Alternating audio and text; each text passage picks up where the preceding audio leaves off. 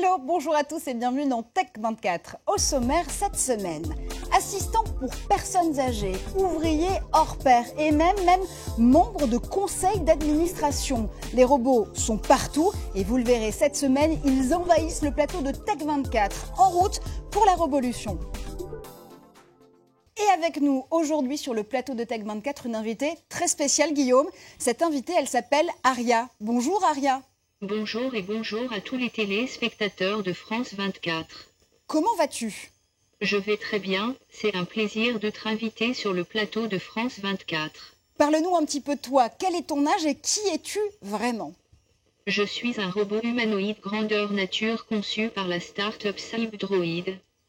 Je suis né il y a 2 ans à Limoges.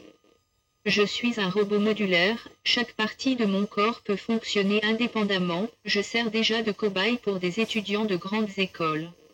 Alors justement, Aria, reste avec nous en plateau pour la suite de l'émission parce que vous allez le voir avec Guillaume Gralet, on va scruter les robots à la loupe.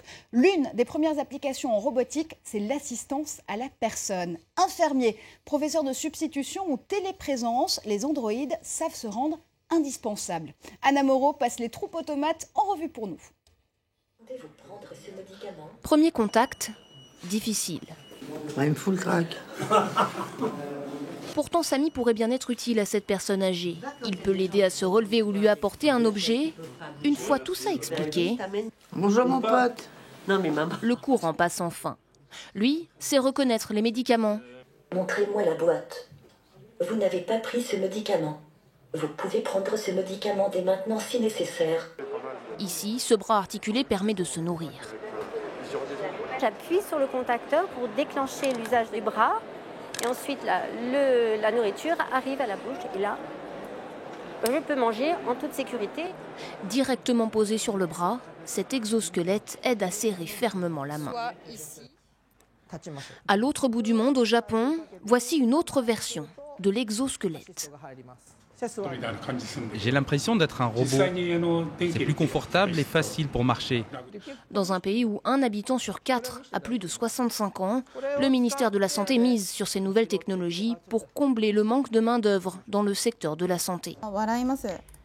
Et puis il y a les robots de compagnie, qui semblent aussi tout droit sortis d'un film de science-fiction.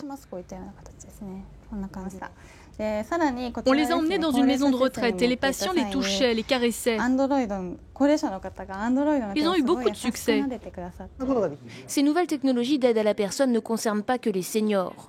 Dans cette salle de classe, ce robot assis derrière un bureau permet à une élève malade de suivre le cours à distance. Elle peut participer, se déplacer, interagir avec les autres élèves. En phase de démonstration, il devrait être introduit dans les établissements scolaires dès la rentrée prochaine. Et retour en plateau pour le débrief, ou plutôt pour une prospective robotique du futur avec vous, Guillaume Gralet. Les robots, est-ce que c'est si nouveau que ça ? Un petit point historique d'abord. Eh bien, Marjorie, en fait, c'est très ancien, mais on doit la présence d'Aria avec nous aujourd'hui sur le plateau à un Français, Jacques Vaucanson. Jacques Vaucanson, en 1738, il invente toute une série d'automates assez rigolos. Il a réussi à faire marcher des faux canards, par exemple. Le terme robot, lui, vient du tchèque, a été exprimé pour la première fois en 1920. À l'époque, il s'agissait du terme corvée, parce qu'au départ, on considérait les robots comme des esclaves de l'homme. Après, tout ça a changé. On a vu Nao, on a vu Asimov, et le robot est devenu un compagnon de l'homme. Donc, ce que vous êtes en train de nous dire, c'est que le robot est l'avenir de l'homme. Mais qu'est-ce qu'il y a vraiment de nouveau ? En fait, ce sont les données numérisées auxquelles accède le robot qui explosent. Il double tous les 2 ans, exprime le chercheur de Stanford, Idriss Aberkan. Et ça permet d'avoir des vraies prouesses. Vous avez Watson qui a été mis au point par IBM, qui va lire 200 millions de pages en 3 secondes et qui va gagner au jeu télévisé Jeopardy. Alors, est-ce que ça veut dire que les robots à l'avenir vont pouvoir prendre plus d'initiatives ? Les robots, Marjorie, vont être de plus en plus autonomes. Ils vont nous surprendre. Baxter, mis au point par le MIT, est un robot industriel qui se déplie littéralement tout seul de sa boîte, qui prend des initiatives. On le voit également à l'école polytechnique fédérale de Lausanne, où vous avez un robot qui va rattraper les balles de manière extrêmement précise. Donc des robots omniscients, précis. Ils vont même pouvoir remplacer 80% des médecins. Selon l'investisseur Vino Khosla, ça fait peur à beaucoup de monde.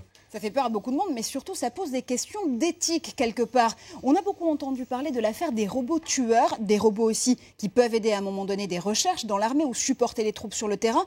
Où est-ce qu'on en est de ce point de vue-là? Effectivement, Marjorie, les robots sont tellement performants que la DARPA, l'armée américaine, a imposé aux robots en 2012 de ne jamais porter une arme. Mais ceci, Marjorie, pourrait bien changer. La même armée a donné 7,5 millions de dollars à plusieurs universités américaines, dont Tufts, dont Brown University par exemple, en leur demandant d'apprendre aux robots grâce à des faits extrêmement précis, ce qui est le bien, ce qui est le mal. Ça va faire extrêmement plaisir à l'inventeur des lois de la robotique, Isaac Asimov.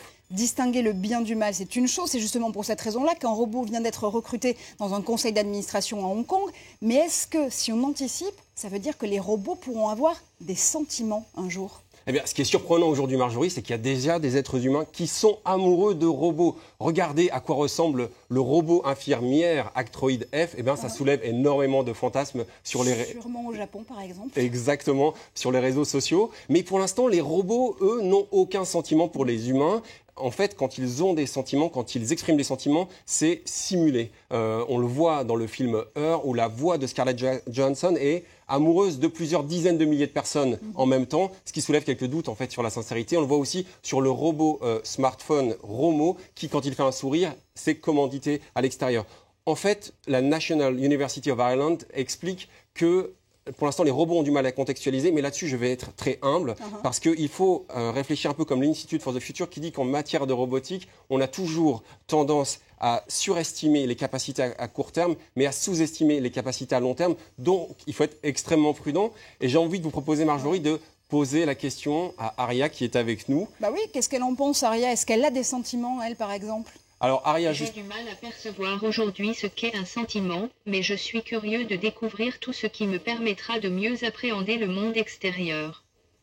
C'est fascinant, hein. On voit cette réponse. Alors, cette réponse, on ne va pas tricher, Marjorie, elle avait été un petit peu enregistrée, mais ceci dit, Aria a plusieurs capacités, notamment des capacités de reconnaissance visuelle. C'est-à-dire quand vous accrochez son regard, elle va vous suivre, elle s'intéresse vraiment à vous. Vous allez même peut-être quelquefois pouvoir lui soumettre des portraits. Là, c'est le portrait d'Isaac Asimov dont on parlait tout à l'heure, les lois de la robotique. On va voir si elle arrive à le lire. C'est ce cher vieux Asimov, le père de la robotique moderne. Je me souviens de cette citation, il n'y a rien de plus agaçant que les gens qui pensent tout savoir pour les gens comme nous qui savent tout. C'est très intéressant cette citation, parce qu'on voit toute la fièvre autour de l'intelligence artificielle aujourd'hui qui s'accélère. On ne sait pas ce que sera le futur, mais en tout cas, il va sans doute nous surprendre, Marjorie. Il y aura peut-être des robots donneurs de leçons aussi, on vient d'en avoir la démonstration. Et justement, si la robotique était un art à part entière, c'est justement toute la proposition d'une exposition à la Cité des Sciences et de l'Industrie où les robots s'exposent jusqu'en janvier 2015 entre Transformers et poésie humanoïde. TAC24 vous offre une visite guidée. Une icône automobile transformée en totem de 18 mètres de hauteur, Chico McMurtry et son équipe ont animé ce totemobile grâce à 25 moteurs, œuvre monumentale qui se déploie en moins d'un quart d'heure. C'est le nouveau monde des robots qui ont une âme, un univers ludique et artistique, loin des Transformers du cinéma. J'ai décidé de transformer cette déesse en une plante, une machine qui grandit, et non une mécanique qui avance ou recule et qui détruit tout. La poésie avec les animaris, d'imposantes créatures imaginées par le néerlandais Theo Jansen à mi-chemin entre le mille-pattes géant et le squelette de baleine, mu par le vent sur les plages du Nord. Un robot écolo que l'on retrouve ici à la Cité. On connaît moins la science pour l'émotion, la capacité de fascination qu'elle est capable de susciter. C'est ce qu'on a voulu faire ici, organiser cette rencontre entre la science et les techniques et l'art. Laurent, un des assistants de l'artiste, se sert de l'air comprimé pour faire marcher les dizaines de pattes de ce robot. Le public se montre enthousiaste, quels que soient les âges. D'ailleurs, je pense qu'il va y avoir beaucoup d'enfants, ça va beaucoup plaire. Des sculptures robotiques éphémères à partir de gouttes de pluie lumineuses imaginées par le japonais Shiro Takatani et le suédois Christian Partos. Un univers fantastique défiant la pesanteur et une ère vers de nouvelles espèces de robots. Il est difficile maintenant de faire la différence entre naturel et artificiel. Et dans le cas des robots, on voit très bien que les recherches médicales actuellement vont vers des sortes de biorobots. Le Français Jean-Michel Bruyère est inspiré par des lits d'hôpitaux formant une colonne vertébrale gigantesque qui ondule. Les robots quittent la sphère du travail pour nous emmener dans un monde plus poétique et fascinant. Merci à vous, Guillaume. Merci surtout à Aria pour toutes ces explications. Merci, Aria. Merci beaucoup, au revoir à tous. C'était cool d'être ici.